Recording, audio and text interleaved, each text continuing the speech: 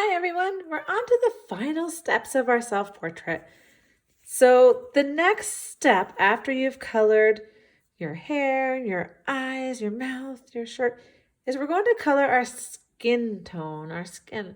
And there's a lot of area to color here. So it's one where you might want to color a little bit, take a break, color a little bit, take a break. Because I know my hand gets tired when I'm doing that much coloring.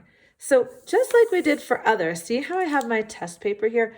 I've been working to test out these different colors and see which one kind of matches my skin. I'm using some crayons and some pencils to try and really find the right match. And I think if I color with this crayon lightly, that it looks like my skin color. But you might need to experiment, maybe even mix a couple together to get your skin color. Remember how we talked about how you can mix colors? So I'm going to use this one crayon that I picked out. And remember how I said shading helps your hand not to feel tired? So if you use the side of the tip, like just instead of coloring like straight up and down, see how I'm going to hold it at an angle and use the side of it? And I'm going to pick a direction to color and kind of stick with that direction. Although first I'm going to do my eyelids and I'm going to just kind of go around like the shape of the rainbow that my eyelids look like. Okay, so don't forget your eyelids. Okay, so do it like that. And then the nose is, remember your nose is kind of skin colored too, right? So I'm going to just trace over that line there. And then I'm going to start my coloring and I'm going to color in this direction and I'm going to just color lightly. And when you color lightly, you can kind of go fast. You just want to make sure you're staying in one place long enough that you're filling in the white. So see, I'm going to go back over it a little bit to make sure I totally fill in the white. And keep going. So I want to go slow when I get to my eyes because I don't want to go inside my eyes. Right? But I want to just stay around the edge. I don't want to color over my eyes. Stay around the edge. I'm going to color my nose. Finally, that nose got some color. If your portrait has ears that show, make sure you color the ears. And see, I can go a little bit faster when I'm not near anything. When I'm back near the eyes, I want to go slowly so I don't get my color in the eyes. Same with the mouth. When you get to the mouth, you can go a little bit slower. But especially the eyes, because that white part doesn't have any other color on it, and it'll really show up if you color in your eyes. So you're just going to shade it. And see, I might have to go back over some of this because I'm leaving some white, and I want to fill in all the white. So I won't have you watch me color in my whole face, but I wanted to show you that what I was talking about with shading, coloring on the side of your crayon or pencil and not pressing hard.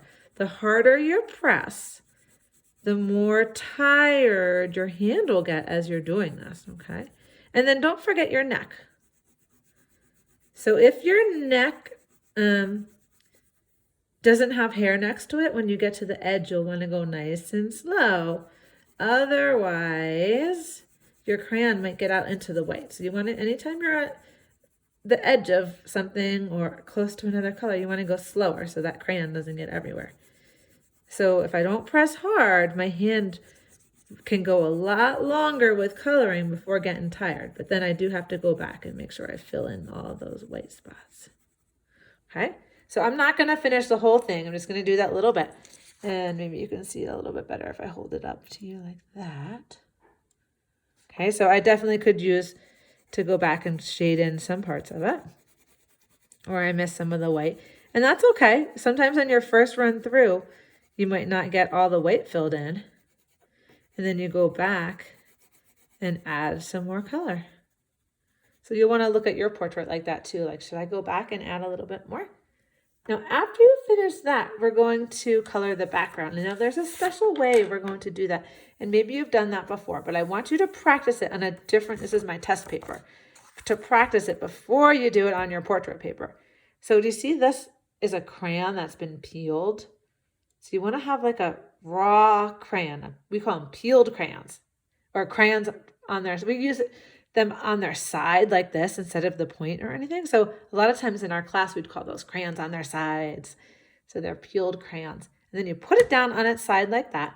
And we're not even going to use the tip of it at all. We're going to use this whole side of the crayon to do a rubbing. So I pinch it. See how I'm just pinching it? And then I'm just going to pinch it like this and press down with my finger. So press down on the paper and move it across the paper and see how it makes color like that? It's actually a really cool technique for doing backgrounds and different things. Sometimes you can do things like put a leaf underneath the paper, and when you do this, you can see the outline of the leaf like a rubbing. We call that a rubbing. So, but for now, I want you to just practice doing some coloring with the crayon on its side. So you're really only going to use the side of that crayon.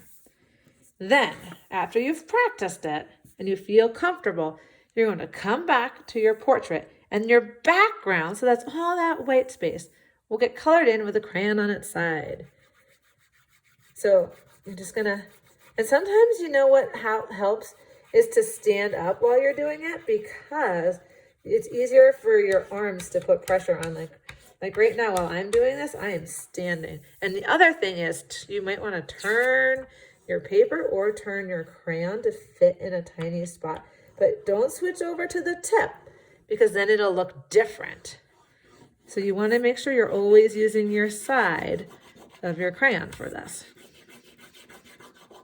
Okay, so use the side, and I'm going to have a tricky spot here because, and you can go, if you have a, paper under it or whatnot, you can go right off the edge with this. I have such a skinny little spot here, so I'm going to turn my crayon like this, like sideways, and hope that I can get that. I might have to go off the edge a little bit with it, but I'm still just going to do the crayon on its side and not flip it up to its edge, because then it'll look different. There, so there's my background with my crayon on its side. Okay, so today, and I know this is a lot of coloring, so like I said before, like how I'm taking a break and going back to finish that later, you might also want to do that. Take a break and go back to finish it later. So your hand stays fresh. If your hand gets tired, things like this, like shaking out your fingers, like just stretching them and opening and closing them, doing some big movements with your hand. Okay, so take your time with this, and make sure, you want to do it just as carefully as you did the rest of your portrait. Okay, does that make sense?